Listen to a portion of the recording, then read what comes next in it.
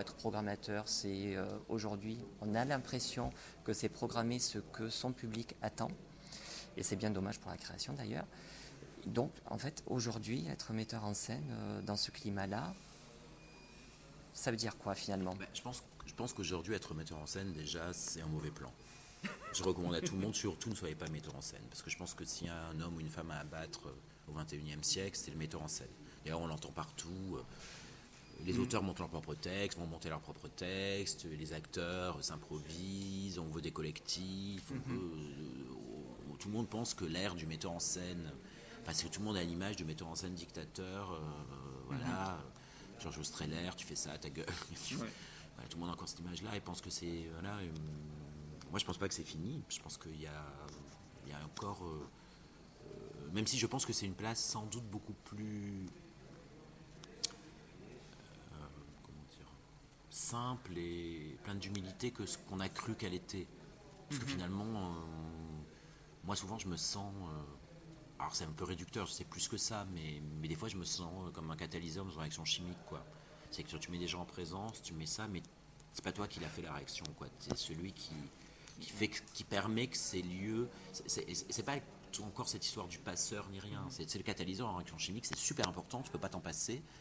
Et en même temps, il ne fait que Oui. conduire la chose là et contrôler que l'expérience se passe. Enfin, Oui. ou en tout cas lui donner les. Et moi, j'aime bien cette idée de penser qu'on est des catalyseurs. Et quand on pense ça, déjà, on a une place beaucoup plus pleine d'humilité que ce qu'on pensait, le metteur en scène dictateur et tout. Je trouve que les artistes aujourd'hui,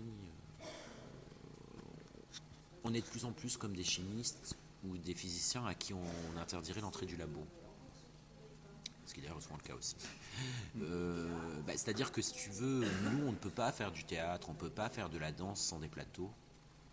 Et où après on vient te dire, oui, mais la création s'affaiblit, tes spectacles sont moins bien. Je dis, mais oui, mais un chimiste qui a accès 10 jours par an au labo, il va pas inventer, tu vois, une chose absolument géniale. C'est en forgeant qu'on devient forgeron. Et quand t'as pas accès aux outils, que tu y es peu, ou si tu veux, on peut pas concevoir qu'un théâtre de ville soit dirigé par un artiste ou une artiste, enfin tu vois, quel qu'il soit, on peut pas considérer ça, il faut un programmateur. Ben, je trouve que si tu veux, même s'il y avait des différences quand un artiste est directeur de lieu, quand tu les rencontres, tu arrives à avoir Oui. tu arrives à rappeler d'où vient cette personne et quel type Tout à fait, oui. tu vois, de dialogue et de confrontation elle a pu à fait, avoir oui. avant d'accéder à À ce ce poste-là. Parfois, avec certains directeurs ou directrices, ce dialogue, tu n'arrives jamais à l'avoir parce qu'ils sont jamais passés par là. Donc des fois, ils croient savoir ce qu'est la création.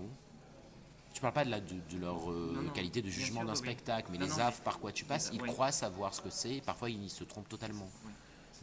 de ce que peuvent vivre les artistes réellement, parce qu'ils sont peu ou pas passés par là du tout. Et ça, moi, je pense que c'est la plus grosse catastrophe qui nous arrive aujourd'hui. Je pense que dans tout lieu devraient être associés des artistes et je ne conçois pas que les artistes, que c'est pas les artistes qui fassent la politique culturelle. Voilà, ça je comprends pas. Je comprends pas que ce ne sont pas les artistes qui dialoguent d'un pays, qui dialoguent avec les gens qui donnent l'argent directement pour faire une politique culturelle. Je comprends pas.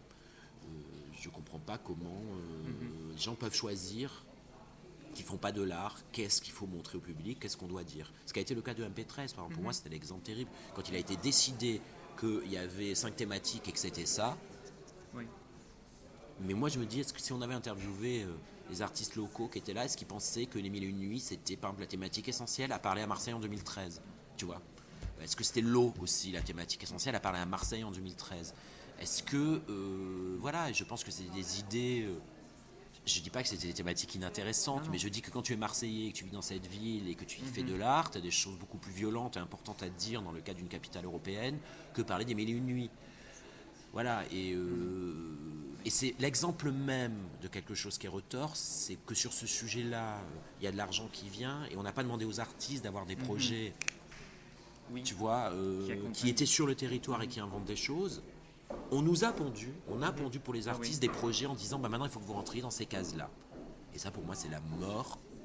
Si les politiques ne comprennent pas que c'est la mort de l'art en France, et s'ils ne comprennent pas que la seule place qui nous reste dans le monde, c'est celle de l'art, parce que c'est pas notre capitalisme qui va s'effondrer ni rien.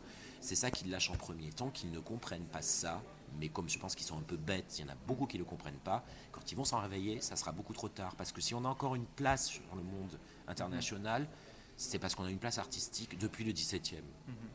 Bien, je te remercie, Renaud-Marie, de tout ce flot de paroles qui te caractérise. Qui réalise mon bavardage. Mais non, du tout, absolument pas. Donc en tout cas, Fratrie, je vais te laisser rejoindre ton équipe qui est en train de se préparer. Et écoute, on suivra la saison 2015-2016 et on refera le voyage jusqu'au théâtre Minoterie Joliette pour voir cette nouvelle création. Tu es le bienvenu. Merci beaucoup.